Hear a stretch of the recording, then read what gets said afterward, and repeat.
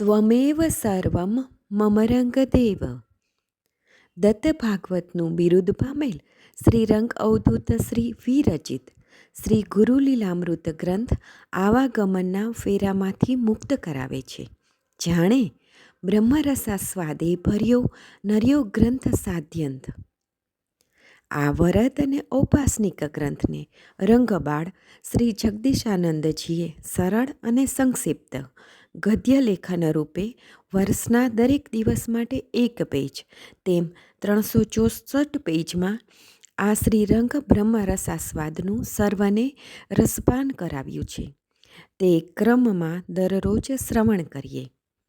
દત્તબાવનીના ગાન પછી આ એક પેજનું પઠન કરવું શ્રેયસ્કર છે. સપ્તાહ 18 શુક્રવાર.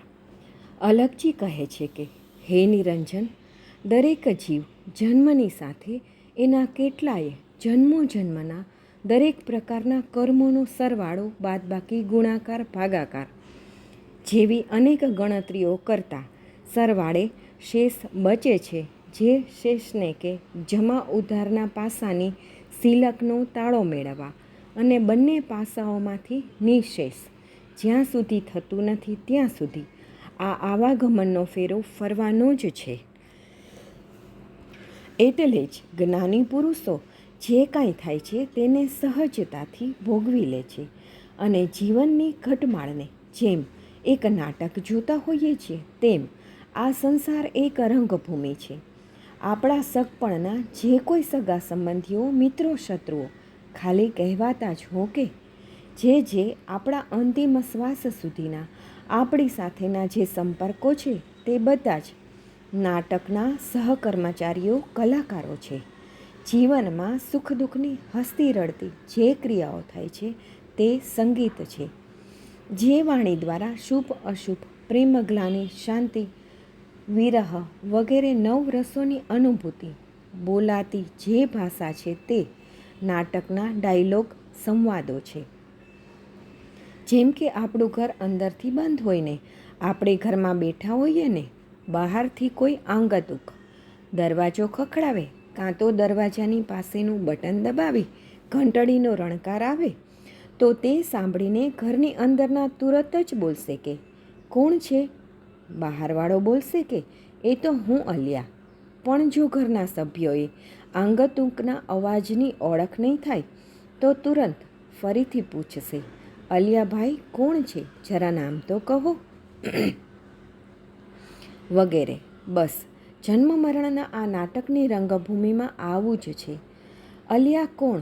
હું કોણ? તું કોણ? આપણે બધા શરીરના બહારના ચામડાને નામ આપીએ છીએ. કર્મ, ધર્મ, યશ, અપયશ વગેરે બનમાં કાળને જ પકડીએ છીએ. પણ જે અનામી આદિ પુરુષ, જે અનંત અવિનાશી છે, જે ઘટમાં બોલે છે, સમીપે હોવા છતાંય આપણે તેને ઓળખતા નથી, તેનું નામ શું? તેનું નિવાસસ્થાન કયું? તેનું કર્મ કયું? વગેરે. આવી આત્મખોજના શુભ ચિંતનથી આ નાટકનો ખેલ માત્ર દ્રષ્ટા બની જોયા કરો. જુઓ, અહીંયા હવે યયાતિ રાજાના ગત જન્મના ઋણાનુબંધ કેવી રીતે ઉદ્ભવે છે અને સામે શુક્રાચાર્યનો શાપ હોવા છતાંય કેવી ઘટમાળ. આ કોણ રચે છે? કોણ કરાવે છે? કોણ કરે? શા માટે કરે?